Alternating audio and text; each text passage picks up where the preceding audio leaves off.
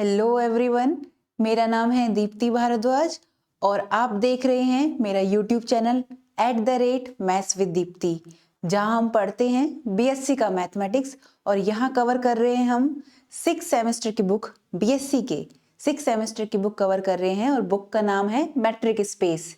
और आज का हमारा टॉपिक है थ्योरम्स है बेसिकली, जो किस पर है, डायामीटर ऑफ टू सेट्स या डायामीटर ऑफ सेट। इससे पहले मैं आपको डायामीटर करा चुकी हूँ, किसी सेट के लिए डायामीटर कैसे निकालते हैं। तो जिसने वो वीडियो नहीं देखी हो वो वीडियो जाकर देखिए, क्योंकि उसका लिंक मैं आपको डिस्क्रिप्शन बॉक्स में दे दूंगी, तो आप वहां से जाकर देखिए। तो इसकी थ्योरम पे बढ़ने से पहले मैं आपको रिकॉल करा देती हूँ कि डायामीटर होता क्या है। बेसिकली हमारे पास कोई मैट्रिक स्पेस होती है, हम मैट्रिक स्पेस पे ही बात कर रहे हैं, तो यहाँ हम मैट्रिक स्पेस ही लेंगे। एक्स डी कोई मैट्रिक स्पेस है हमारे पास, जिसमें हमारे पास कोई सेट होता है। ये कोई सेट ए मान लिया मैंने, कोई सेट ए है मेरे पास। तो इसमें मेरे पास कोई 2 पॉइंट हैं, वो 2 पॉइंट के बीच की डिस्टेंस होती है डायमीटर भी। मैंने एक एक्स मान लिया, एक वाई मान लिया, जो इसके अंदर आ रहे हैं।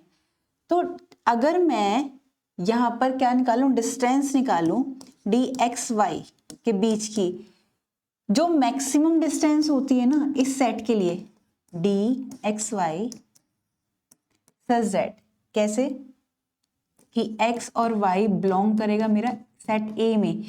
तो ये जो मैक्सिमम डिस्टेंस है इसी को ही हम डायामीटर बोल देते हैं, जिसे हम डेल से डिनोट करते हैं। इस मैक्सिमम की जगह मैं सुप्रीमम भी लिख सकती हूँ, क्योंकि सुप्रीमम का मतलब भी तो वही है कि इस सेट में हम वो पॉइंट ले रहे हैं जिसकी डिस्टेंस सबसे ज्यादा है बाकी सेट के कंपैरिजन में। अगर मैं देखूं तो डायामीटर यहाँ पर आएगा, क्योंकि मुझे यहाँ पर इसकी शेप पता है कि ये स्क्वायर में लिया है मैंने, लेकिन सेट ए की शेप पता है। लेकिन जरूरी थोड़ी ना है कि हमारे पास जो हम डायामीटर ले तो हमारे पास यही शेप हो, कोई भी शेप हो सकती है। वो मैट्रिक पे डिपेंड करता है हमारा कि हमारी मैट्रिक कैसे डिफाइन हो रही है। तो डायामीटर पता चल गया हमारा कि डायामीटर क्या है हमारे पास, कि डायामीटर ऑफ ए होती है सुप्रीमम वैल्यू किसकी, उस सेट के अंदर कोई भी 2 पॉइंट ऐसे होंगे जिसकी डिस्टेंस सबसे ज्यादा होगी बाकी के कंपैरिजन में। बाकी के जो भी पॉइंट इसके अंदर होंगे, मान लो इसमें P Q R S T, ये जितने पॉइंट है और उनके बीच की डिस्टेंस ले रही हूँ, उसमें जो मैक्सिमम है, इट मीन सुप्रीमम डिस्टेंस है, वो ही हमारा डायामीटर हो जाता है। ये थी डायामीटर की डेफिनेशन। अब इसकी थ्योरम पे आते हैं।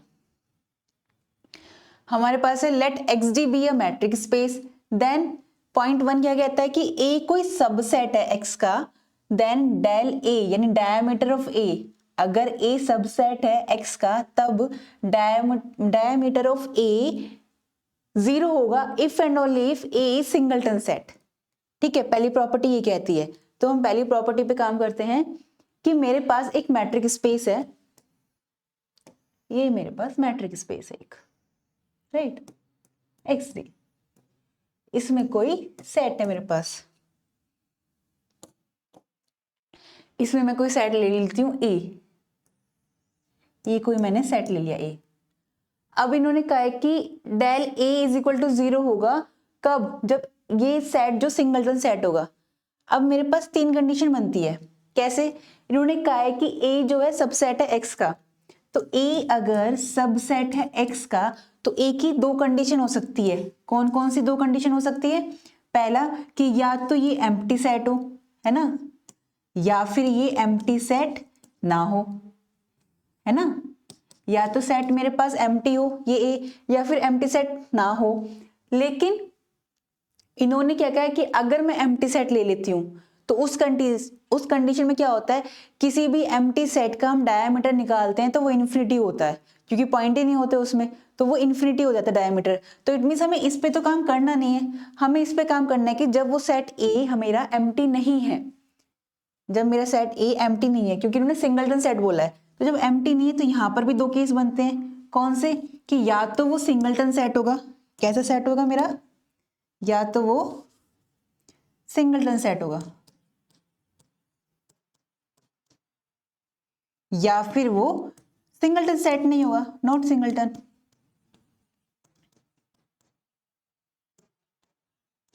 है ना। तो इसमें कौन सा केस है कि सिंगलटन सेट है, तो हम सिंगलटन सेट पे काम करते हैं। अब बात आती है हमारी किसकी, कि मेरे पास जो ये सेट है ये सिंगलटन सेट दिखाना है मेरे पे। कब? जब मैं diameter of A is equal to 0 लेके चल रही हूँ तब मुझे सिंगलटन सेट दिखाना है, और जब सिंगलटन सेट लेके चल रही हूँ सेट ए को, तब मुझे डायमीटर इसका 0 दिखाना है। तो हम पहली कंडीशन लेके चलते हैं कि मेरे पास जो ये सेट ए है वो मैं लेके चली हूँ कि diameter of A is equal to 0। और डायमीटर की डेफिनेशन क्या होती है कि मैक्सिमम वैल्यू होती है उस डिस्टेंस की, उन दो पॉइंट के बीच की डिस्टेंस की मैक्सिमम वैल्यू लेते हैं जो दोनों पॉइंट एक्स और वाई के अंदर बिलोंग कर रहे होते हैं। एक्स और वाई के अंदर कोई दो पॉइंट ले लिया मैंने, एक एक्स है और एक वाई है, तो ये डायमीटर हो गया हमारा इसका जो मैक्सिमम वैल्यू है। इसको मैं सुप्रीमम भी लिख देती हूँ क्योंकि दोनों का मतलब सेम है। तो supremum of d x y such that x और वाई बिलोंग करेगा ए में इज इक्वल टू 0। कहीं कहीं पे आपको डेफिनेशन ये लिखी दिखाई देगी, कहीं कहीं पे ये लिखी दिखाई देगी डायमीटर ऑफ ए, तो इसका मतलब सेम ही होता है, इसलिए मैंने दोनों लिख के दिखाई है आपको।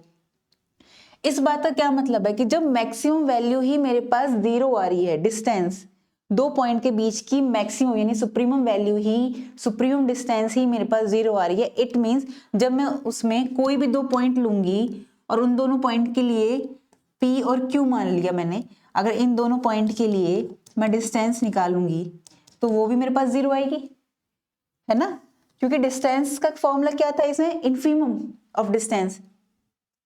अब अगर ऐसी बात है कि सुप्रीमम की वैल्यू 0 आ रही है तो इस डिस्टेंस की वैल्यू भी 0 हो जाएगी क्योंकि ये मिनिमम है।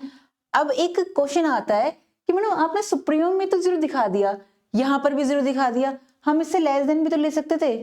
नहीं ले सकते, क्यों? क्योंकि मैट्रिक स्पेस की फर्स्ट प्रॉपर्टी क्या कहती है, मैट्रिक स्पेस की फर्स्ट प्रॉपर्टी ये कहती है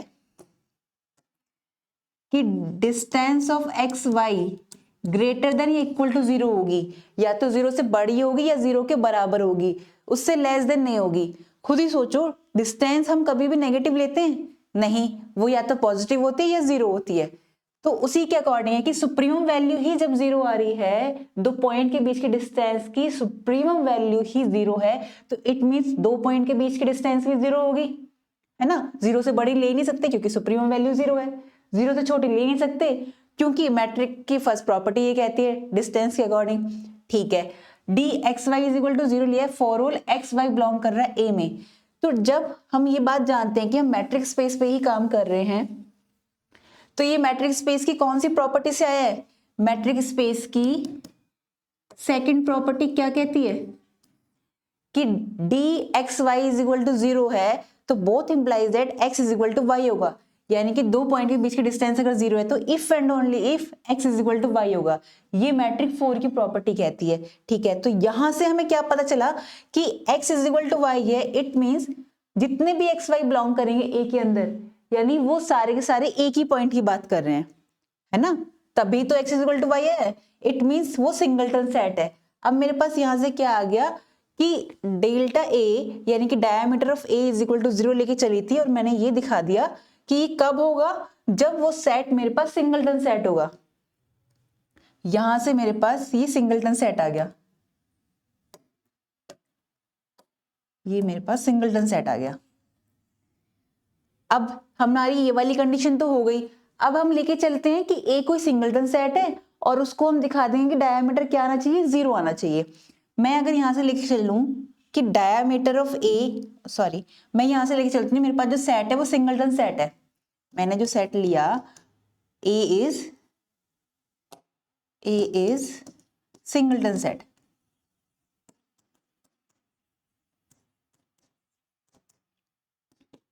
है ना, ए इज सिंगलटन सेट। तो जब ए सिंगलटन सेट है तो उसे मैं इस तरह से लिख सकती हूँ,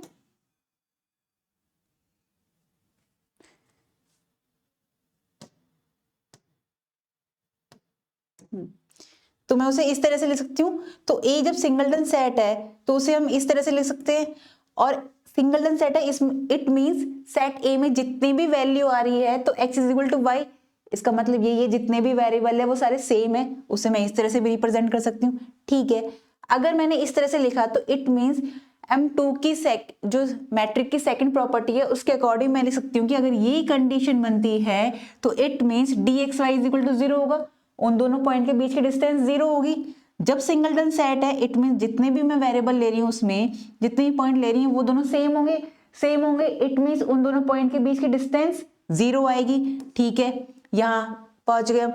और जब हमारे पास इन दोनों पॉइंट के बीच की डिस्टेंस 0 है तो इट मीन्स उसका जो सुप्रीमम लेंगे हम, क्योंकि पॉइंट सेम ही है, जब सुप्रीमम लेंगे तो वो भी क्या आएगी, वैल्यू 0 आएगी। और ये किसकी डेफिनेशन होती है, यानी मैक्सिमम वैल्यू की बात करें, ये किसकी डेफिनेशन होती है, diameter of A. It means हम यहां से लेके चले थे अब की बार सिंगलटन सेट ए को सिंगलटन माना था हमने, और हमने प्रूफ कर दिया कि diameter of A is equal to 0। तो यहाँ पर हमारी पहली जो प्रॉपर्टी है, यानी पहली जो थ्योरम पूछी गई है वो प्रूफ हो गई कि ए कोई सबसेट है एक्स का और diameter of A is equal to 0 है, तो if and only if A is a singleton set. अब हम आते हैं सेकंड प्रॉपर्टी, सेकंड क्वेश्चन पर। क्या कहा है इन्होंने कि ए और बी कोई दो सेट है, कि ए और बी कोई दो सेट है जो कि सबसेट है एक्स का, और ए सबसेट है बी का, तब ए सबसेट है बी का, तो implies that diameter of A less than is equal to diameter of B.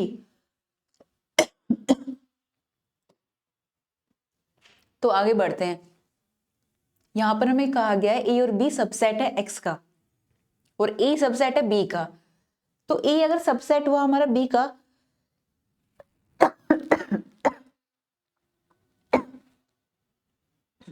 Sorry, हाँ, अगर ए सबसेट है हमारा बी का, it means diameter of A less than diameter B दिखाना है मुझे। अब यहां पर ना तीन कंडीशन बनती है मेरे पास। कौन कौन सी कंडीशन बनती है कि अगर मेरे पास जो सेट है ये मेरे पास मैट्रिक स्पेस है एक्स, सेट ए मैंने ये लिया और सेट बी मैंने ये ले लिया, है ना। सेट ए और सेट बी मैंने ऐसे लिया है कि ए सबसेट है बी का, ए सबसेट है बी का, तो मैं दो तरह से ले सकती हूं। अगर ए सबसेट है बी का तो ये मैंने लिया सेट ए और ये लिया मैंने सेट बी, ये एक्स डी मेरी मैट्रिक स्पेस है। तो ए सबसेट है बी का या तो इस तरीके से आएगा या फिर किस तरीके से लेंगे हम इसे,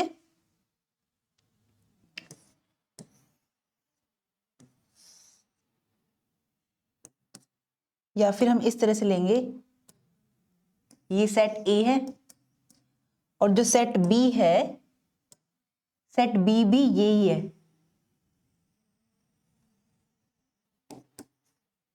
या तो दोनों बराबर हो जाएंगे क्योंकि सबसेट में ही होता है कि ए या तो कंटेन करेगा बी में और इक्वल भी हो सकता है। तो ये दोनों कंडीशन है, तो मैं ये दोनों कंडीशन लेके चलती हूँ इसमें कि ए सबसेट है बी का, तब मुझे diameter of A less than is equal to दिखाना है डायमीटर ऑफ बी के।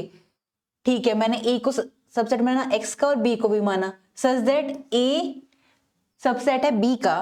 तब मैंने क्या किया, सेट ए में जितने भी एलिमेंट आ रहे हैं, सेट ए में मैंने एक्स और वाई कोई पॉइंट माने हैं, उन सब के लिए जो डिस्टेंस आ रही है ना, यानी कि इस सेट के अंदर जितने भी पॉइंट आ रहे हैं उन सब के बीच की डिस्टेंस का कलेक्शन ले लिया और उसको मैंने किस में डाल दिया, नाम दे दिया एस ए। यानी सेट ए के लिए उन सभी डिस्टेंस का कलेक्शन, उन सभी पॉइंट का कलेक्शन जो सेट ए में आ रहे हैं, मैंने उसे एस ए में डाल दिया।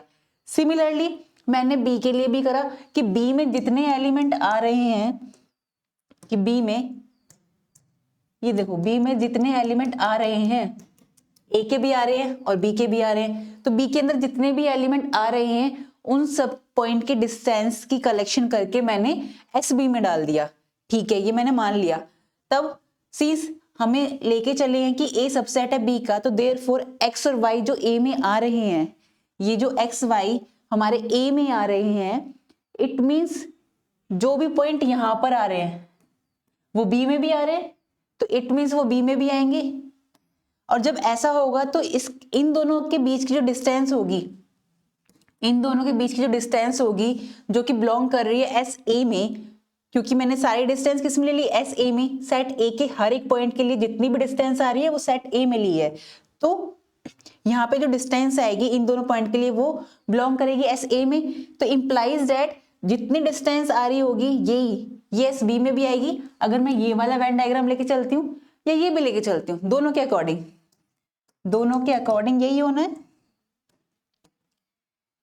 तो डी एक्स वाई अगर मेरा एस ए में आ रहा है तो implies that d x y भी आएगा मेरा एस बी में, क्योंकि यहां से एक्स वाई बिलोंग कर रहा है ए में, it means x y belong करेगा बी में, क्योंकि मैं सेट ए को बी का सबसेट लेके चली हूं।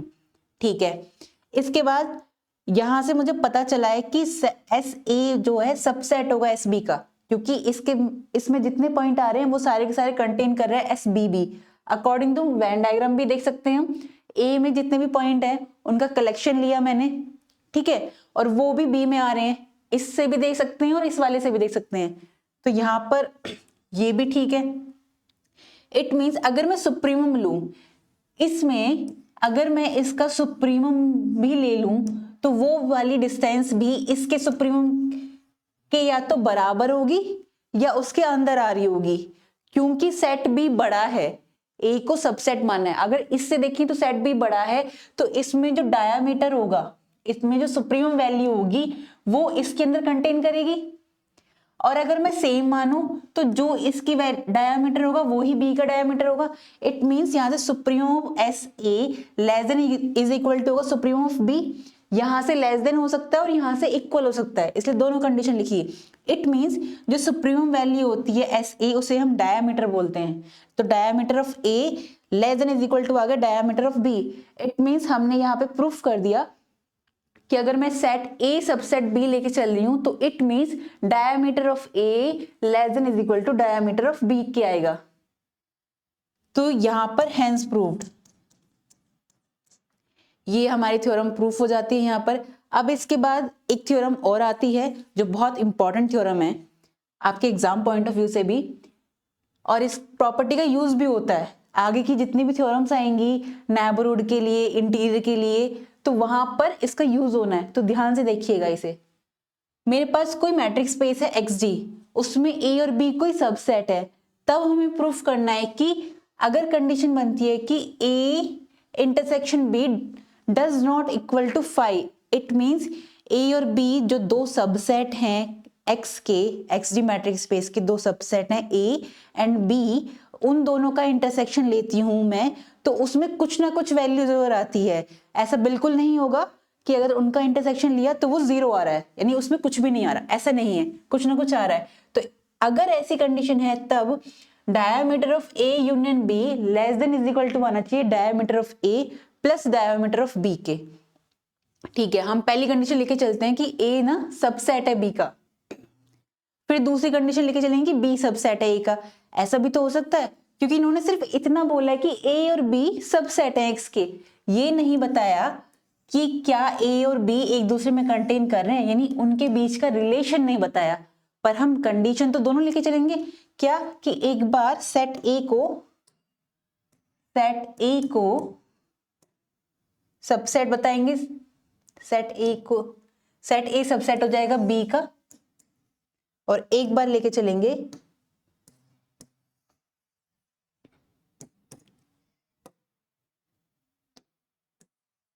कि सेट B सबसेट हो जाएगा A का, है ना, कंटेन कर रहा है, ऐसे कर लो, या इक्वल भी आ सकता है। तो पहली कंडीशन में लेके चलती हूँ कि A सबसेट है B का, तब क्या होगा कि अगर A सबसेट है B का, इट मींस अगर मैं इनका यूनियन लूं, अगर इस वाले सेट पे हम काम करें तो A सबसेट है B का, इट मींस अगर मैं इसका यूनियन लूं तो मेरे पास वो सेट B ही आएगा, है ना। A यूनियन B लूंगी इस वाले से तो वो मेरे पास सेट B ही आएगा, वही लिखा है यहाँ पर। वेन डायग्राम से ज्यादा अच्छे से समझ में आएगा। फिर हमने इसे यहाँ पर लिख दिया A union B is equal to B, और अगर मैं डायमीटर लेती हूं यानी A यूनियन B, तो A यूनियन B इस डायग्राम से समझे अगर हम, तो ये डायमीटर समझ ले, क्योंकि हमने एक सर्कल की शेप में लिया है, तो ये डायमीटर आ गया A यूनियन B के लिए, और यही डायमीटर मेरा B का भी है, तो इनके डायमीटर भी बराबर हुए। ठीक है भाई, diameter of A union B is equal to diameter of B। अब diameter of A union B में अगर मैं डायमीटर बी के साथ डायमीटर ऑफ ए को ऐड कर दूं तो इट मींस ये बड़ा हो जाएगा। ऐसा भी हो सकता है कि यहाँ पर ए जो है वो एम्प्टी सेट भी हो सकता है ना। अगर एम्प्टी सेट है तो इट मींस एम्प्टी सेट का डायमीटर क्या होता है हमारे पास, इन्फिनिटी होता है, तो भी बड़ा है। और अगर सिंगलटन सेट है, सिर्फ एक ही वैल्यू आ रही है, तो उसकी भी वैल्यू क्या होती है मेरे पास। अभी हमने क्या प्रूफ किया था कि अगर सिंगलटन सेट होता है तो डायमीटर ऑफ ए 0 होता है। उस कंडीशन पे तो फर्क पड़ेगा नहीं, इसलिए ये इज इक्वल टू का साइन आया।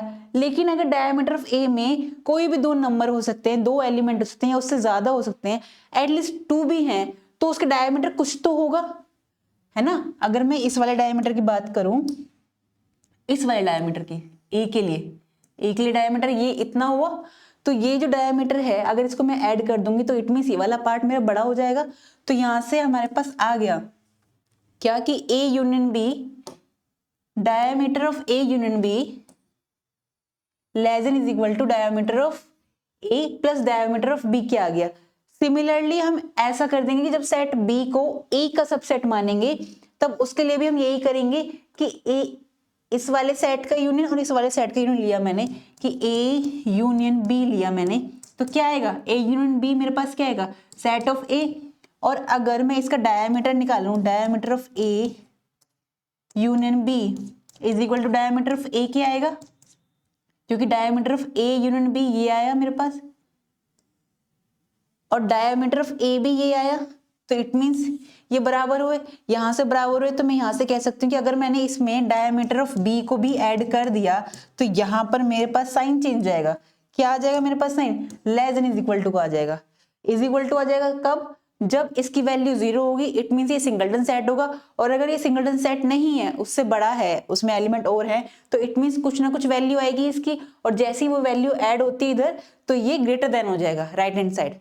तो हम सिमिलरली इसको भी ऐसे प्रूफ ना करके दिखा के हम लिख सकते हैं इसके थ्रू कि सिमिलरली अगर मैंने सेट माना है बी को ए का सबसेट माना है, तब हम कह सकते हैं कि जो ये गिवन इनइक्वालिटी हमें दी है वो सेटिस्फाई हो रही है। अब हम लेकर चलते हैं, तो यहां से तो हमें ये पता चल गया कि जब हमने सेट ए को सेट बी का सबसेट माना था, जो हमने सेट ए को सेट बी का सबसेट माना था, राइट। अब मैं केस लेके चल रही हूं कि एक्स वाई को कोई दो एलिमेंट लिए हैं और वो ए यूनियन बी में आ रहे हैं, वो ए यूनियन बी में आ रहे हैं। किस तरीके से आ रहे हैं, यहाँ 3 केस बनते हैं। अगर मैं कोई दो एलिमेंट को सेट ए और सेट बी के यूनियन में ले रही हूं तो यहाँ 3 केस बनते हैं। पहला केस कि उन दोनों एलिमेंट को जो एक्स और वाई मैंने आर्बिट्रेरी एलिमेंट माने हैं, उन दोनों एलिमेंट को मैं सेट ए में मान लूं। दूसरा केस, या फिर इन दोनों एलिमेंट को मैं सेट बी में मान लूं, या फिर तीसरा केस बनता है कि मैं सेट ए में एक्स मान लूं और सेट बी में वाई मान लूं। ये 3 केस बनते हैं। तो हम देखते हैं, पहले आते हैं हम सेट ए पर, मतलब केस 1 पर आते हैं हम पहले। केस 1 है हमारा कि एक्स और वाई ए में बिलोंग कर रहा है, तब क्या डिस्टेंस होगी, distance of d x y less than is equal to diameter of A. Distance of x y क्या होती है हमारे पास, किसी भी सेट के लिए जो हम डिस्टेंस निकालते हैं तो वो क्या होती है, मिनिमम वैल्यू होती है। 2 पॉइंट के बीच की डिस्टेंस मिनिमम वैल्यू होती है। और हम सुप्रीमम वैल्यू की बात कर रहे हैं अगर उस सेट में, तो वो डायमीटर हमेशा बड़ा होता है, ये हम जानते हैं। तो आगे बढ़ते हैं। अगर ऐसा है तो वही कंडीशन है कि ये डायमीटर ऑफ ए बड़ा होगा, और अगर इसमें मैं डायमीटर ऑफ बी को भी जोड़ दूं, अगर वो सिंगलटन सेट है तो वैल्यू 0 आएगी, तो इट मींस वो बराबर आ जाएगा। और अगर वो सिंगलटन वैल्यू नहीं है, सिंगलटन सेट नहीं है सेट बी, तो कुछ ना कुछ तो वैल्यू होगी उसके अंदर, कुछ ना कुछ पॉइंट होंगे, और उन दोनों पॉइंट के बीच की डिस्टेंस कुछ ना कुछ आएगी, चाहे भले ही छोटी सी आए, तो वो ऐड करते ही ग्रेटर देन हो जाएगा। इट मींस मैं यहां से कह सकती हूं कि मेरे पास, मैं ये कह सकती हूं कि यहां से मेरे पास आ गया कि d of x y less than is equal to diameter of A plus diameter of B. ये मैंने फर्स्ट इक्वेशन मान ली। अब केस 2 पर आते हैं कि एक्स वाई जो पॉइंट जो मैंने लिए हैं, एक्स वाई जो 2 पॉइंट लिए हैं मैंने,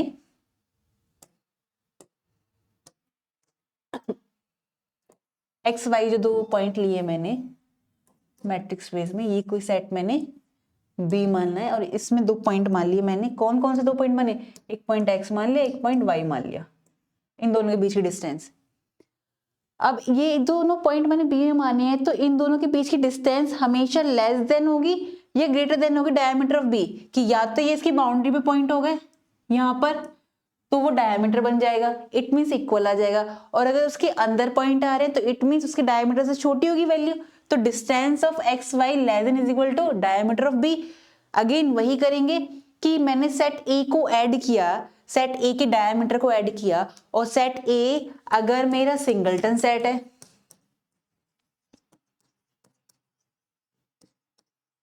तब डायमीटर ऑफ ए क्या हो जाएगा मेरे पास 0, अभी हमने प्रूफ करा है थ्योरम में। और अगर ये सिंगलटन सेट नहीं है तो कुछ ना कुछ एलिमेंट इसमें जरूर होंगे, एक से ज्यादा, और उन दोनों पॉइंट के बीच की जो डिस्टेंस होगी वो चाहे भले ही छोटी सी आए पर कुछ तो डिस्टेंस होगी और पॉजिटिव होगी, और जैसे कोई पॉजिटिव नंबर यहाँ ऐड होता है तो ये ग्रेटर देन हो जाएगा।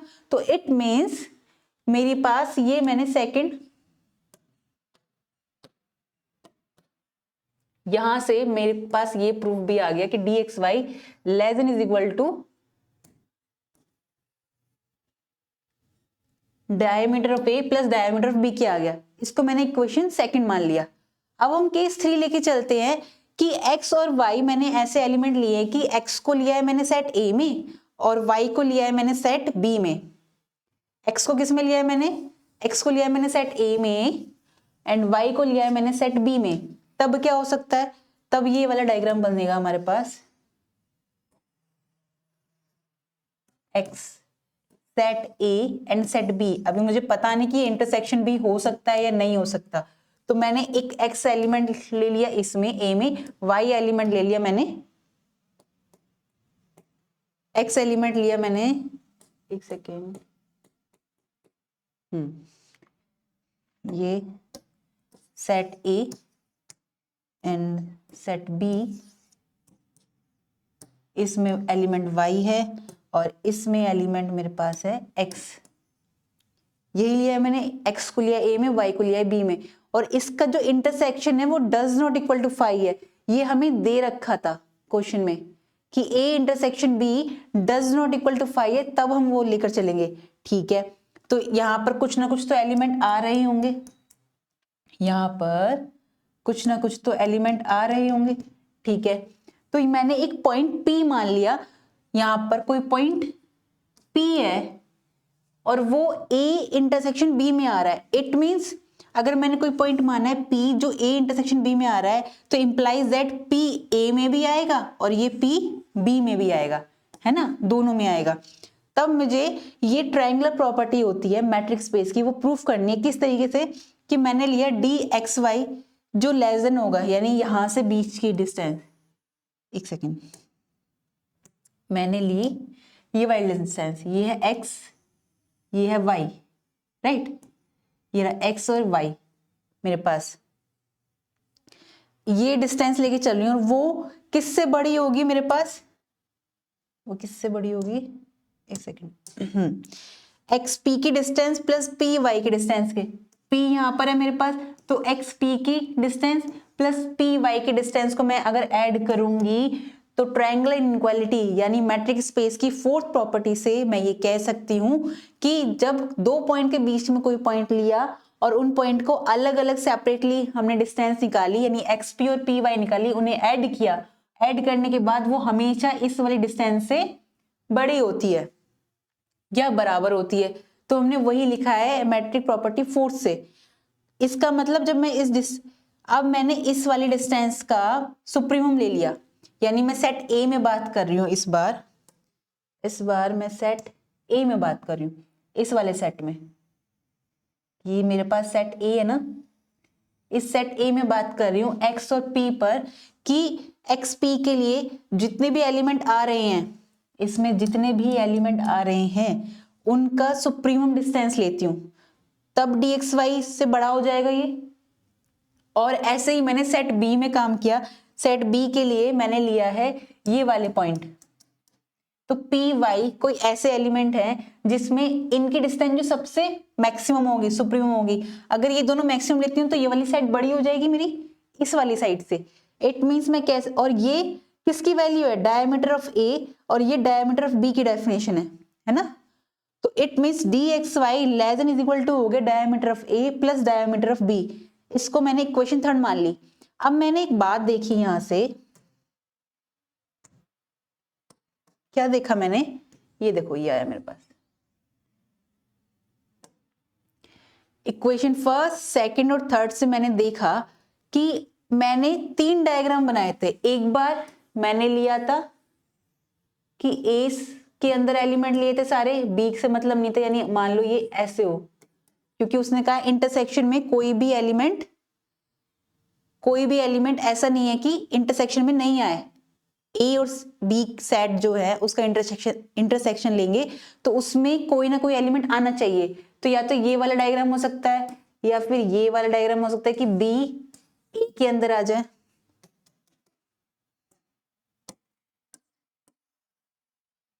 Set A and set B. अच्छा, ये सेट बी मान लो, इसे सेट ए मान लो, या तो ये हो सकता है या फिर ये हो सकता है। तो इट मीन्स हम अगर काम तो यूनियन पे ही करें ना, ए यूनियन बी निकाला, यहां से ए यूनियन बी लेके चले थे, बी आया, फिर हमने बी यूनियन ए लिया था, ए यूनियन बी लिया था जब ए आया था, और फिर तीसरी कंडीशन में हमने क्या लिया था कि इनके इंटरसेक्शन में value. It means A union B पे काम कर रहे हैं। तो हम इन तीनों इक्वेशन से कह सकते हैं कि अगर मैं ए यूनियन बी लेना चाहूं, यानी एक्स वाई दो ऐसे एलिमेंट है जो ए यूनियन बी में आ रहे हैं, जो ए यूनियन बी में आ रहे हैं, तो मैंने उसका मैक्सिमम डिस्टेंस ले लिया।